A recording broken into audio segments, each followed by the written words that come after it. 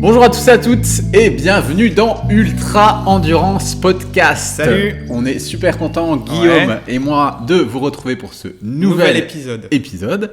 Donc la semaine dernière, on avait abordé tout ce qui était nutrition du quotidien. Là, on va parler du socle alimentaire du quotidien. Et là, on va parler de nutrition, alors spécifique mais sportive cette fois-ci. Donc dans la continuité du socle alimentaire du quotidien. Les principales questions que j'ai, c'est justement par rapport à ça.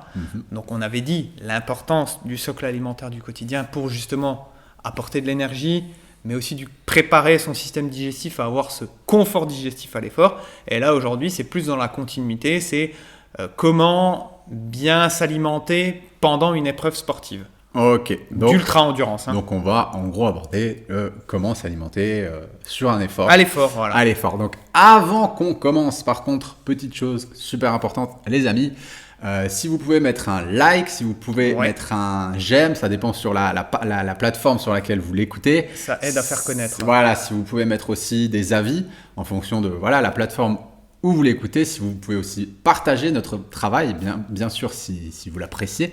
C'est comme ça, en fait, que... Ouais, puis qu'on évolue, et puis comme ça, même c'est ce que je dis à chaque fois, même s'il y a des idées de sujets à traiter, exactement, etc. Vraiment, nous, le but, c'est que ce soit un outil participatif avant tout, ce podcast. Donc, n'hésitez pas à commenter ce podcast, à nous écrire s'il y a des sujets que vous voulez qu'on aborde. Voilà, nous, on fait aussi ça pour vous apporter un maximum de valeur. Donc, n'hésitez pas à nous poser vos questions, à partager aussi le podcast si ça vous plaît. Plus il va y avoir de personnes, en fait, qui vont l'écouter, plus nous, ça va nous motiver à créer du contenu toujours de meilleure qualité. Voilà, c'était pour la petite Exactement, intro. J'aurais pas dit mieux. Donc, on va aborder aujourd'hui la nutrition, du coup, pendant l'effort. Alors, avant toute chose, est-ce que tu peux nous dire, là, on va parler d'ultra trail, du coup, surtout. Trail et ultra trail. On va dire trail moyen, trail long et ultra trail, où là, on va dire ça se rapproche en termes de spécificité de la nutrition sportive. Donc, on va partir sur des durées, on va dire... entre 6 heures. Ouais, bon, à partir de 4, 5, 6 heures et voire plus, quoi. Donc pas des petits trails de 10-15 bornes, quoi. Non, là, la stratégie, elle est différente. Ouais. C'est une stratégie un peu plus explosive, la filière aussi énergétique. Donc on va pas traiter c'est plus vraiment typiquement la longue endurance, quoi. Voilà, d'accord. Donc on va partir entre 6 heures et beaucoup voire plus. Plus, ouais, exactement. Voilà. Donc, par quoi tu veux commencer ? Qu'est-ce qui te semble, toi, Guillaume, le plus important dans la nutrition à l'effort ? Parce que c'est vrai que c'est un peu le bordel, hein. On entend tout et n'importe quoi. Puis il y a une grosse phase marketing aussi. Oui, j'allais te dire. C'est-à-dire que avec toute la communication qu'il y a autour des produits énergétiques qu'on peut proposer, etc., les gens ils s'y retrouvent pas, quoi. Il y a une masse d'informations. Après, même aussi vis-à-vis des différents régimes qu'il peut y avoir, c'est-à-dire il y en a ils vont prôner un petit peu le cétogène, d'autres le surglucidique à l'effort. Donc, quoi faire, comment organiser Moi, je te dis honnêtement, qui suis moins dedans que toi, quand je regarde ça, de mon œil à moi, j'ai l'impression que l'endurance, tous les sports d'endurance, ça devient un petit peu comme la musculation. Tu vois, au niveau du marketing et des compléments alimentaires, c'est un peu ça, de tout ce qui est à l'effort. En quelques années, j'ai vu le truc un petit peu switcher, évoluer. Il y a un tel choix, un tel marketing que pour le néophyte, on peut vite se retrouver complètement paumé. Et puis, il y a des trucs qu'on essaye de nous vendre, mais on se demande un petit peu si on en a vraiment besoin. Et puis, on se retrouve avec un petit peu un package, comme le mec qui va dans sa salle de muscu, puis qui ressort avec son pot de protéines, ses BCA, ces trucs. Est-ce que c'est vraiment indispensable, tout ça voilà, quoi. Donc, déjà, il y a une notion, et c'est bien que tu parles un petit peu de tout ça, peut-être des pots de protéines ou des produits un petit peu trop transformés. On en revient à la même notion que j'évoquais l'autre fois dans l'autre podcast, c'est-à-dire essayer d'avoir quand même des produits sains et le moins transformés possible à l'effort. Même à l'effort, tu conseilles ? Même à l'effort, voilà. Ouais. Donc on peut trouver aujourd'hui des produits qui sont de haute qualité, voilà. Il y a plusieurs gammes, voilà. Et là, on va rester en fait dans la même lignée que notre alimentation du quotidien. Si vous achetez un produit énergétique et qu'il y a une liste d'ingrédients longue comme le bras, on va tout à fait éviter ça. Parce que ça ne va pas en adéquation avec justement ce côté performance santé qu'on peut retrouver. Ok, donc tu veux dire que même au sein des aliments énergétiques, faire quasiment le même genre de choix qu'on ferait dans notre nutrition du quotidien. Donc ça sert à rien d'avoir une nutrition super cadrée au quotidien. Ouais, c'est logique. Et puis de se détruire, enfin entre guillemets de se détruire, mais entre guillemets de gâcher ses efforts. Gâcher tous les efforts qu'on a pu faire ou tout ce qu'on a pu capitaliser dans une mauvaise nutrition à l'effort. Surtout que je pense que quand c'est pris dans l'effort, là il faut être encore plus précis, plus méticuleux. Et les choix qu'on va faire se payent peut-être beaucoup plus en termes de mauvais choix que sur le quotidien. Ouais, tout à fait. Et puis en plus, je veux dire, sur des épreuves comme ça où il y a des ravitaillements, où on a la possibilité de prendre son ravitaillement, on a le choix des produits. Ouais. Donc on n'est pas obligé de prendre certains types de produits qui ne sont pas forcément adaptés à nous. Maintenant, il y a une autre notion aussi, c'est tester toujours à l'entraînement, avant de le tester en course. Trop souvent, je vois par exemple des personnes sur des salons de trail ou des choses comme ça qui vont acheter des produits, les derniers produits énergétiques à la mode, mais qui n'ont jamais testé. Un bon produit qui fonctionne sur moi, ça ne va pas forcément fonctionner sur toi. Ouais. Donc ça, c'est déjà des basiques en fait. C'est-à-dire rester dans le qualitatif et aussi tester en amont de l'épreuve. Ça, c'est hyper important. Au même titre qu'un entraînement, on teste sa stratégie énergétique et sa stratégie de nutrition et les produits qu'on va utiliser du coup. Donc tu veux dire qu'il y a des gens, ils vont aller faire un salon de trail la veille d'une course ou 2-3 jours avant une course et ils vont... tester, ils vont prendre sur la course des choses qu'ils n'ont pas testées avant. Et ils vont l'utiliser sur la course. Et ça va pas Mais marcher. ils se font tromper par le marketing en fait. Ouais. C'est-à-dire c'est vrai, effectivement, ça peut donner envie. On se balade à l'UTMB ou. Moi, en fait, c'est ça que j'avais vu.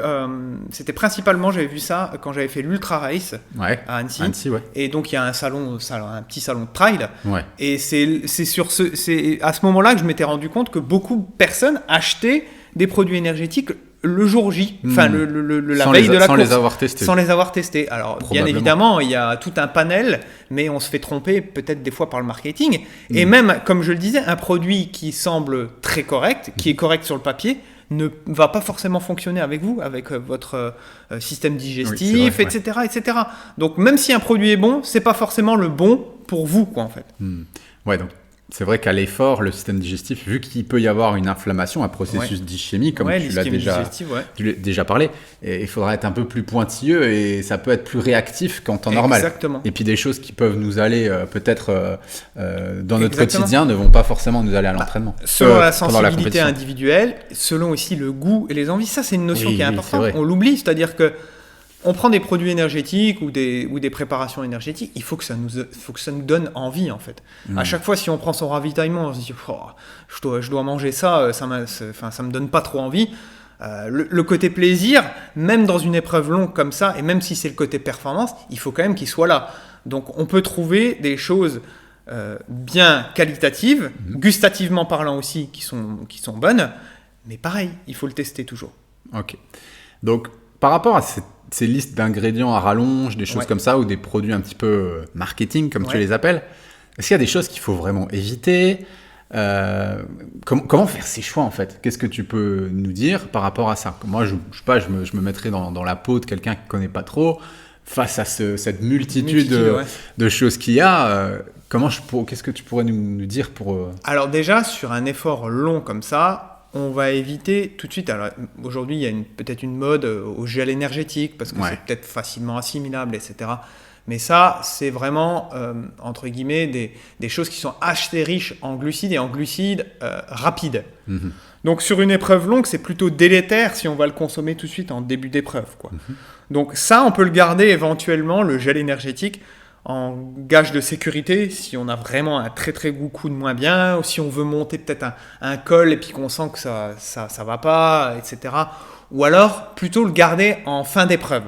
En fin d'épreuve, ça peut être intéressant pour donner un petit coup de boost, mais on va éviter de provoquer des pics de glycémie tout de suite en début d'épreuve. Nous, ce qu'on veut, c'est une énergie qui est nivelée et régulière, et pas justement ces sauts de glycémie, quoi. Du coup, c'est quoi le problème de ces gels ? Parce que si on écoute le marketing, c'est le truc qui est topissime, qui est génial. Ça va vous apporter un coup de boost, voilà, momentané. Donc ça va mettre 15-20 minutes à faire vraiment effet comme ça, voire moins, l'effet un petit peu glucide comme ça. Mais derrière, il va y avoir une grosse retombée. Donc, c'est un stimulant. C'est quoi? C'est l'index glycémique, du coup, qui est trop élevé? Qui est trop élevé. Et puis, le fait que ce soit liquide, donc automatiquement, pas de fibres. Chez certaines personnes qui n'aiment pas forcément avoir quelque chose de solide à l'effort, on peut trouver des choses liquides, mais qui sont plus orientées quand même avec un indice glycémique plus modéré. Alors, il y a toutes des marques de compotes, par exemple, de fruits qui sont intéressantes. Mais globalement, dans un gel énergétique, il y a par exemple du sirop de glucose, voilà, des choses comme ça, qui ne sont pas forcément là adaptées à un effort de longue endurance. Ce n'est pas adapté. Ou en tout cas, sur la fin éventuellement, ou en cas de coup de barre. De coup de moins bien. Mais pas en début d'épreuve. Et puis pas entre guillemets en aliment ou en carburant prédominant, c'est ce que tu veux dire? Maintenant, il y en a qui le font. Il y en a qui le font, mais la majorité, pour que ça fonctionne, c'est pas le meilleur des moyens. Ok. Alors moi, j'ai aussi quelque chose que je voulais voir avec toi, c'est par rapport au ravitaillement. Qu'est-ce que tu penses des ravitaillements qui sont proposés actuellement dans le milieu du trail, au niveau de la qualité, comment gérer un petit peu le truc, parce que... Alors ça dépend, c'est à double tranchant, ça dépend les organisations aussi. Si c'est un petit trail, si c'est une grosse organisation ou pas. Globalement, vous allez sur les grosses organisations, il y a quand même un panel assez large sur le ravitaillement qui vous permettent quand même de pallier si vous n'avez pas, par exemple, une assistance ou quelque chose comme ça. Donc, on peut quand même trouver, il y a des fruits, par exemple, des fruits secs, des noix, du chocolat noir. Donc, on peut quand même trouver quelque chose de bien.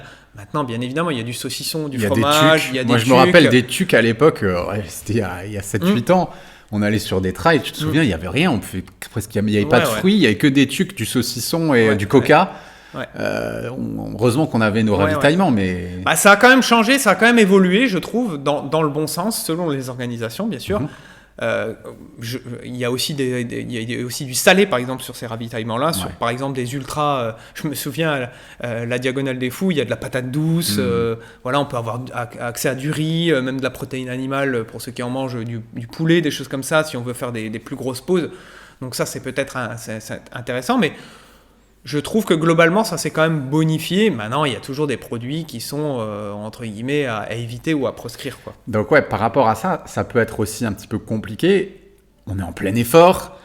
Parfois, on sort d'un col. On sort de peut-être d'une grosse descente, etc. Et c'est vrai qu'il peut y avoir ces espèces de fringales. D'envie. Et d'envie. On voit tout un plateau de tucs, de saucissons, de fromage et des fruits. On peut se dire... Alors, oui et non, tu vois. C'est-à-dire que si, globalement... moi, ce que je dis toujours aux athlètes que j'accompagne, c'est que on va essayer de manger, mais dès le début de la course. Alors, je leur conseille toujours, tu vois, au bout à partir d'1h30 d'effort, déjà, de commencer à s'alimenter régulièrement. Pour pas laisser un creux trop... Pour pas laisser... Voilà. Donc, selon l'organisation qu'on veut mettre en place, c'est-à-dire toutes les 20 à 30 minutes, on a un petit apport énergétique. Voilà. Donc avec eux, je cadre un petit peu le grammage, qu'on teste aussi à l'entraînement, c'est-à-dire en termes d'horaire d'effort, combien de grammes de glucides je vais avoir besoin. Ça peut être, pour certains, ça peut monter jusqu'à 80-90 grammes, ce qui est une fourchette très très haute. Voilà. Mais on va dire aux alentours, sur une fourchette médiane, on est à 50-60 grammes de glucides par heure. Là, on a quelque chose de relativement correct, quoi. Donc en gros, tu veux dire qu'avoir une espèce de rage ou une fringale, arriver à un ravitaillement et de se jeter sur ça, c'est un symptôme. C'est un symptôme d'une mauvaise stratégie alimentaire. Parce qu'on a attendu peut-être trop longtemps. On a sauté peut-être des phases d'apport énergétique.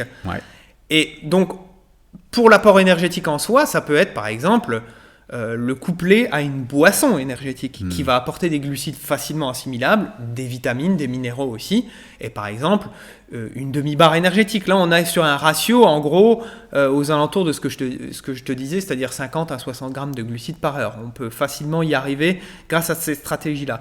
Donc toutes les 20 à 30 minutes, on va avoir ce petit apport-là, une demi-barre énergétique. Bien sûr, il faut regarder le grammage de la barre énergétique, mais je donne une moyenne. Voilà. Et une flasque de boisson énergétique, voilà, 300-500 millilitres.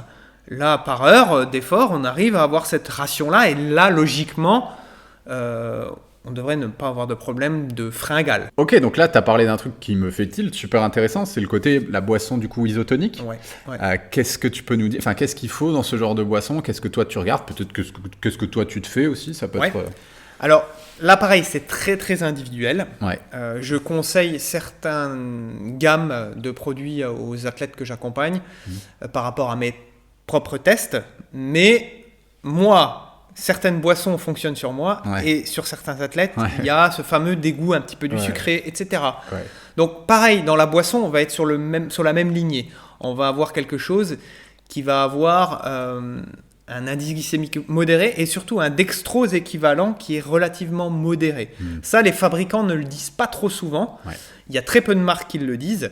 Par exemple, une maltodextrine de manioc a un dextrose équivalent qui est relativement faible, donc elle va peu influer sur notre glycémie, donc on va avoir une énergie plus nivelée qu'avec certaines autres maltodextrines. Donc ça dépend des marques, ça en fait. Ça dépend des gammes. Okay. Voilà, ça dépend des gammes. Mais globalement, la boisson énergétique, elle est intéressante parce qu'elle nous apporte des glucides facilement assimilables et ce qu'il faut voir aussi dans la boisson énergétique, c'est qu'on peut avoir des apports en vitamines, des apports en minéraux, par exemple du sodium, voilà. Qu'on perd beaucoup du coup à l'effort. Des électrolytes. Voilà. Donc on veut une boisson isotonique, c'est-à-dire qu'elle va se rapprocher le plus possible de notre plasma sanguin. Voilà, tout simplement. Et moi, ce que j'aime bien faire, c'est par exemple partir avec une flasque de boisson énergétique et avoir une flasque avec de l'eau et juste une pastille d'électrolyte. Voilà. Ouais. Comme ça, j'évite un petit peu ce surplus peut-être de glucides et ce dégoût de la boisson énergétique en soi, quoi. Donc, j'alterne entre les deux, c'est-à-dire eau claire avec pastille électrolyte et eau avec boisson énergétique, quoi. Et du coup, moi, il y a quelque chose qui me... je regardais ça d'un œil toujours un petit peu curieux et parfois un peu choqué de voir certaines personnes, même certains pros, consommer du coca à l'effort. Alors par rapport à ça, j'ai deux questions que peut-être nos auditeurs se posent aussi. C'est au niveau, est-ce que c'est intéressant au niveau énergie? Parce que voilà, le coca, c'est du sucre. Est-ce que ça peut être intéressant? Et deuxième question, par rapport à la caféine et à l'énergie que ça donne. Voilà. Coca, café du coup. C'est pareil, certains ça va leur réussir et d'autres non. Et c'est à quel moment stratégiquement on va l'utiliser. Moi personnellement, je bois jamais de coca, mais sur des courses ça peut m'arriver d'en boire, mais je vais le privilégier en fin de course. Et c'est ce que je dis à tous ceux que j'accompagne. Je leur dis, vous voulez boire un coca? Alors d'une part ça fait plaisir, voilà, il y a ce côté peut-être frais, etc. C'est donc, bon au goût. Voilà, au goût ça peut être bon, voilà, pour ceux qui aiment. Donc, plutôt en fin de course, pour donner un coup de boost, parce que c'est très riche en sucre. Il y a aussi l'effet peut-être caféine. Donc, mais globalement, on va éviter au premier ravitaillement de prendre un verre de coca. C'est pas tout à fait adapté. Donc, ou en cas justement de gros coups de moins bien, ça peut sauver, effectivement, parce que c'est riche en sucre. Ou alors en fin d'épreuve. Voilà. Moi, je l'utilise comme ça de façon stratégique. Mais donc pas tout le long de la course, quoi. Ah non. Qu'on soit d'accord, quoi. Mais je donne un exemple. J'ai fait la Race Cross France cette année. Je ne trouvais pas, j'avais plus de boisson énergétique parce que j'avais plus de pochons de poudre énergétique à force de comme on doit tout transporter avec soi. Sauf que sur une semaine. Voilà. Et donc sur la fin, je diluais en fait des boissons comme ça, c'est-à-dire que je diluais du Coca ou un Fanta, je le diluais avec de l'eau pour avoir quand même cet apport en glucides ou je diluais avec un peu de jus de fruits, etc. Donc, mais je l'ai fait sur la fin de l'épreuve et je l'aurais pas fait en début, ça. Ok. Et du coup, par rapport à la caféine, qu'est-ce que... Alors là, il y a plusieurs questions aussi. C'est-à-dire que qui dit caféine dit stimulant. Voilà, même les Red Bull et tout ça, j'avais fait une course, je me rappelle, en Belgique, où les ravitaillements étaient sponsorisés Red Bull et il y avait plein de Red Bull sur le... Donc, qu'est-ce que tu penses à ça, par rapport à ça? Après, sur ça, on est d'accord de toute façon. C'est-à-dire que moi, même dans la vie courante, c'est pareil. C'est la même stratégie qu'en course. C'est-à-dire que qui dit stimulant dit baisse d'énergie derrière. Donc, au quotidien, j'évite, moi, tout simplement les stimulants. Voilà. Et sur la course, c'est un peu le même système. Maintenant, on peut l'utiliser aussi de façon stratégique. C'est-à-dire que si on veut prendre un petit café, je reprends l'exemple de la RAF, mais c'est vrai que étant donné que je ne consomme pas de café au quotidien, sur des phases où j'étais très fatigué, la caféine m'a boosté plus que... m'a boosté. Mais pareil, on va éviter de l'utiliser en début de compétition et plutôt vers la fin. Après, il y a aussi toutes les stratégies pour certains qui consomment beaucoup de café, c'est-à-dire que ça peut être de se dire une semaine avant l'épreuve, j'arrête un petit peu le café et autour de l'épreuve, j'en reconsomme pour profiter un petit peu encore de nouveau de l'effet boostant, quoi. Ouais, ça peut être au final, ce que tu nous dis, un peu un joker. Ça peut être un joker, mais pas voir ça comme le principal atout, parce que qui dit stimulant dit derrière peut-être baisse d'énergie, accoutumance, etc. Ouais, donc ça peut faire un bon gros pic. Et puis, comme tout pic, au final, il y a une baisse derrière, un peu comme avec le sucre, ce que tu nous expliquais. Donc, on est obligé d'en reprendre. Et pareil, avec les glucides, alors ça, c'est plus les épreuves sont longues, on va bien évidemment avoir des phases de nuit. Donc là, la stratégie, elle est encore différente. Bon, ça peut faire l'objet d'un podcast. C'est quand même un domaine un peu plus compliqué, on va dire, la phase de nuit. Moi, ce que je te propose, c'est qu'on en fasse on fera carrément un podcast sur s'alimenter la nuit, peut-être. Mais globalement, ce qu'il faut retenir, c'est avoir des apports trop sucrés la nuit. Ça va favoriser en fait les phases d'endormissement. Et inversement, on va privilégier des apports plus protéinés et gras la nuit pour justement avoir cette vigilance. Qui soit présente.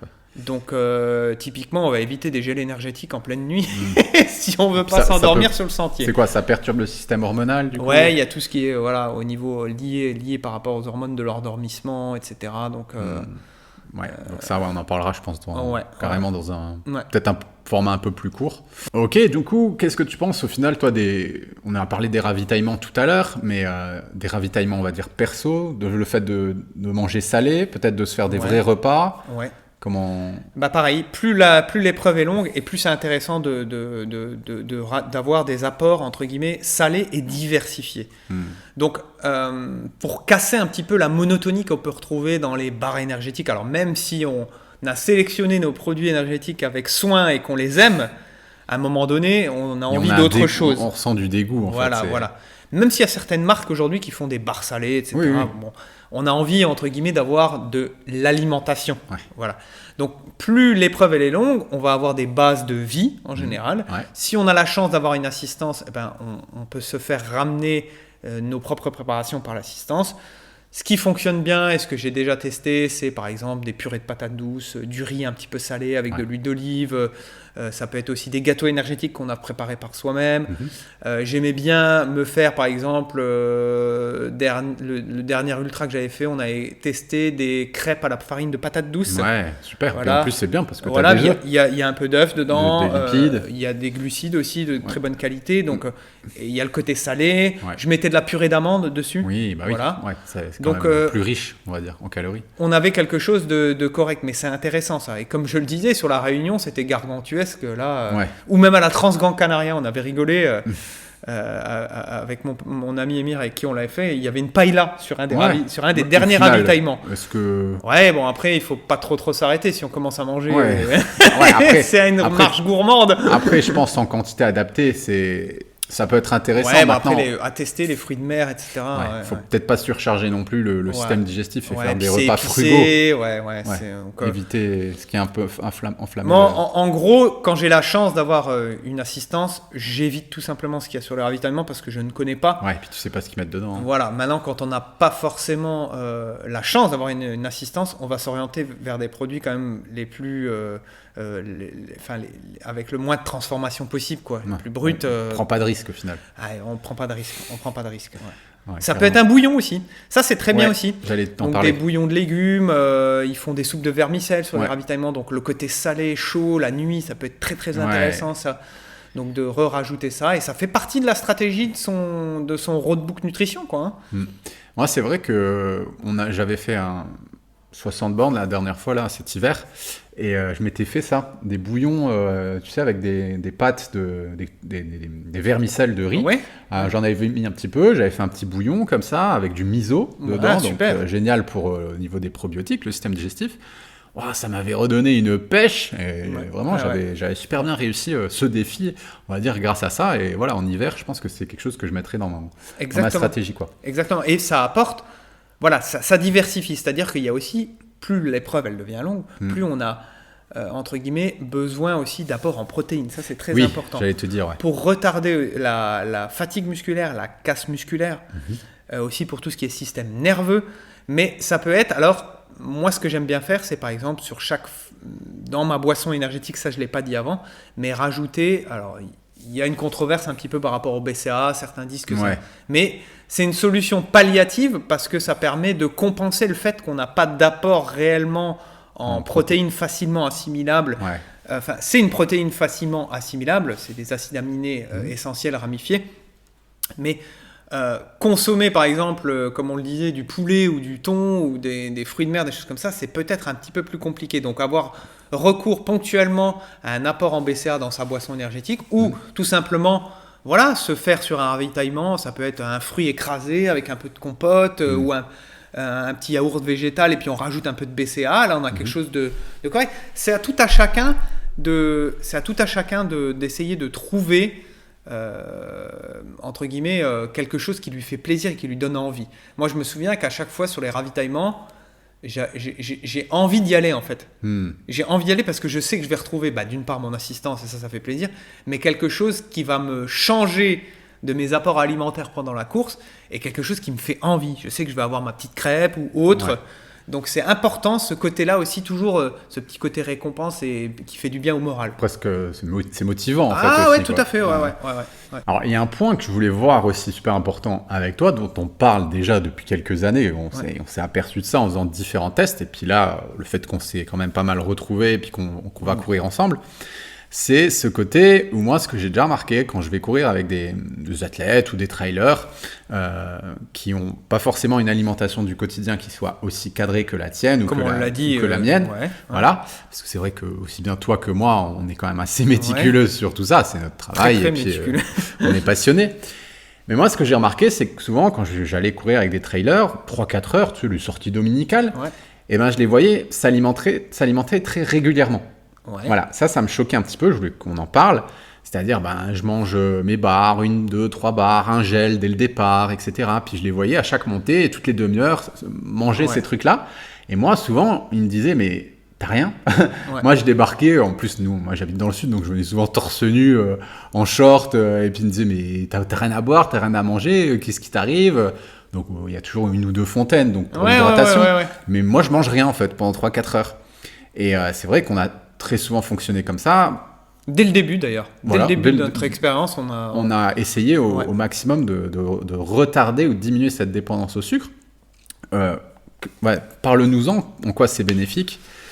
C'est pareil, il y a 2 phases. C'est-à-dire qu'on peut faire des entraînements où on va donner beaucoup de glucides à son organisme pour justement simuler peut-être un petit peu le côté compétition et retrouver la fourchette d'assimilation qu'on va pouvoir, on a parlé de grammage par heure, retrouver un petit peu la fourchette de grammage par heure optimale pour nous, qui va nous apporter la meilleure énergie, mais surtout pas faire de problèmes digestifs à l'effort. Donc là, c'est plus un peu testing et adaptabilité. Testing. Mais ce que tu me dis là, c'est-à-dire que beaucoup de personnes, et ça c'est dans les sports d'endurance, avec aussi tout le marketing qu'il peut y avoir, et d'une part par rapport aussi à l'alimentation du quotidien, c'est-à-dire qu'il y a une glucodépendance. On est dépendant un petit peu aux glucides. Donc l'effort long comme ça peut limiter cette dépendance aux glucides, et ça va passer par des phases d'entraînement peut-être longs, en endurance, où on ne va pas monter en intensité, mais où on va donner très peu, voire pas de glucides à son organisme. Alors c'est pareil, on y va de façon progressive.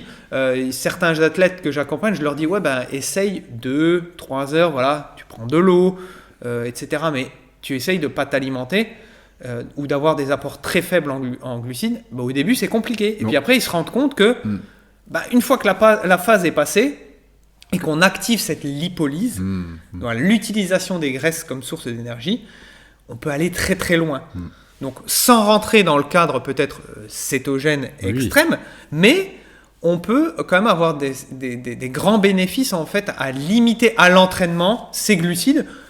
Mais par contre, en course, là, on va charger pour profiter de l'effet boostant qu'on peut avoir des glucides et pas déshabituer l'organisme aussi à fonctionner sur les glucides. À fonctionner sur les glucides, du coup. Ok, donc tu veux dire que retourner un petit peu à aider notre corps à utiliser ses propres réserves. Parce qu'au final, c'est des réserves de graisse. Et on en a même pour quelqu'un qui est très très sec, on a des réserves. On a toujours des réserves de graisse. Incroyables. Voilà, des réserves incroyables de graisse, donc qui peuvent nous faire aller très loin, en gros, ce qu'il faut retenir, mais peut-être pas très très vite. Oui. Mais un entraînement, typiquement sur des rando trail, le but, c'est de ne pas exploser ses chronos. Oui, voilà. Bien sûr.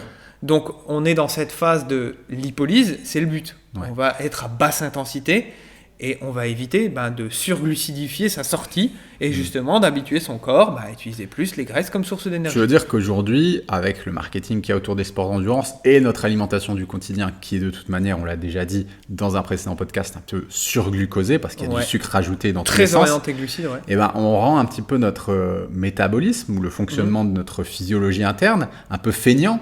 Exactement. À savoir à aller chercher de l'énergie dans ses propres réserves. Donc, je veux dire que l'entraînement en lipolyse, 3-4 heures sans prendre de glucides. Même moins pour quelqu'un qui débute. C'est déjà, ça peut être 1h30, 2 heures, ça peut déjà être très long pour quelqu'un sans glucides. Quoi. Voilà, ça l'aide justement progressivement à utiliser ça. Et je donne toujours un exemple, c'est quand je pars sur des sorties comme ça, j'ai toujours une phase, et pour moi c'est au bout de 2h à 2h30, où j'ai une petite phase un petit coup de, entre guillemets, de moins bien.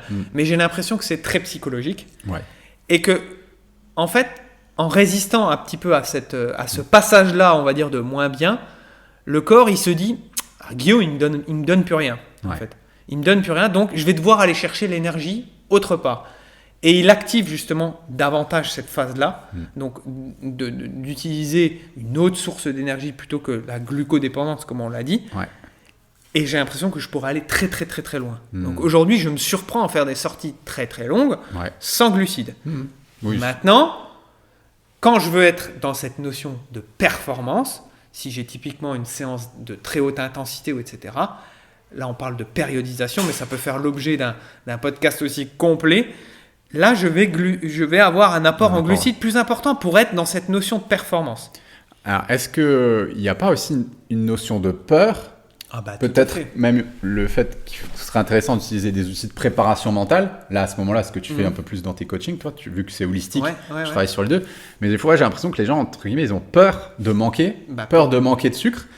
Et quand on passe cette barrière psychologique, mentale, en fait, le corps, on se rend compte que ça peut même être angoissant. Exactement. Là, c'est là que le corps la peur de l'hypoglycémie, la peur de la baisse d'énergie, etc. C'est là au final que le corps offre ses véritables ressources. Donc il y a peut-être un besoin d'utiliser des outils de prépa mentale pour faire ce switch.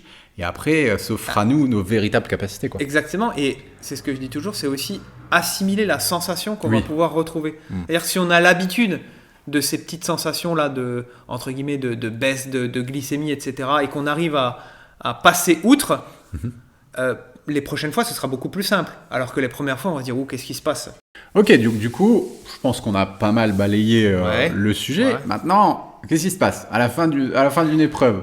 C'est la méga teuf, on a fini, on boit des bières, on se jette on va au restaurant, on se fait plaisir. Comment tu vois les choses, quoi ?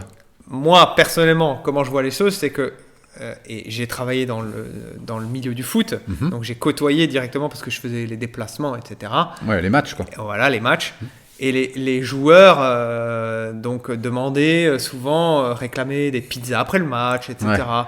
Et nous, on avait mis en place le fait qu'il y avait un repas de récupération, donc après le match. Et on leur disait, si vous voulez vous faire plaisir, faites-le en dehors de l'effort. Voilà. Pour moi, c'est une notion qui est importante. Je redonne un autre exemple. Après la TDS en 2016, je fais la TDS, donc je termine, ça se passe, on va dire, relativement correctement. Et derrière, je me dis, je me lâche complètement sur la nutrition. Donc on est allé en Italie avec mes parents, je mange tout et n'importe quoi dans un restaurant, c'était asiatique, il me semble, à volonté, etc. Grosse crise alimentaire, j'ai passé un jour au lit. Voilà. Alors déjà très très faible, du fait que mon système immunitaire était affaibli, et j'étais encore d'autant plus faible par rapport à ça, quoi.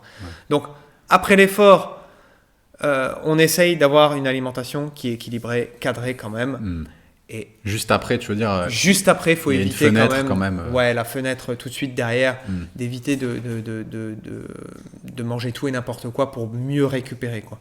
Après, ça peut être à se dire, c'est mon objectif de l'année, j'ai plus rien derrière, je peux me faire un petit peu plaisir, mais sans rentrer dans le côté je me jette sur tout et n'importe quoi et puis aller dans les fast-food, etc. quoi. Ouais, que ça reste quand même cadré. Après, cadré. Voilà, si c'est quelqu'un qui a toute une saison et qui a des objectifs vraiment précis sur toute une saison et que c'est des courses intermédiaires, là justement soyons peut-être plus vigilants. Exactement. Quelqu'un pour qui c'était l'objectif de l'année, qui après peut-être part sur un été ou une période de relâche, exactement. peut-être être moins précis, on va dire là-dessus quoi, et peut-être un petit peu. Mais ça, tout ce qui est récupération après l'effort, on l'abordera peut-être dans un nouvel épisode parce qu'il y a tellement de choses à dire aussi. Et ça peut être intéressant de le cadrer après les entraînements, après les compétitions, durant sa saison, d'avoir une routine de récupération au niveau alimentaire avec des exemples de repas, ou alors quand on n'a pas forcément le temps ou que son entraînement il est éloigné de son prochain repas, on peut avoir recours peut-être à une collation de récupération, voilà, qui va faire tampon avec le repas de récupération si on n'a pas forcément le temps de le prendre tout de suite derrière. Donc, il y a plusieurs stratégies qu'on peut mettre en place. Je pense que là, il faudra qu'on en parle dans un autre podcast parce qu'au final, c'est vrai que même après l'entraînement ou même après des grosses séances, la question se pose aussi. Qu'est-ce que je mange ? Il y a souvent des gens qui vont faire la sortie dominicale et puis qu'après, ils vont manger un repas chez mamie, chez les grands-parents, chez les repas de famille, au les resto. Fameux apéros. Bah oui, et tout de suite après, c'est vrai que dans la course à pied, il y avait cette fameuse apéro bière après la course. Enfin voilà, je pense qu'il y a pas mal de choses à dire, donc on en reviendra tout à fait, plus en détail. Bah écoute, merci Guillaume, c'était vraiment super. Merci à toi pour cet échange, c'était super intéressant. Riche, super intéressant. Encore une fois, n'hésitez pas à partager les amis ce podcast. Et faire des retours en commentaire si ça vous a plu, si ça a été clair pour vous. Et puis toujours, comme on le disait avant, c'est-à-dire que c'est un outil participatif, donc faites passer des idées de sujets et on les traitera avec grand plaisir.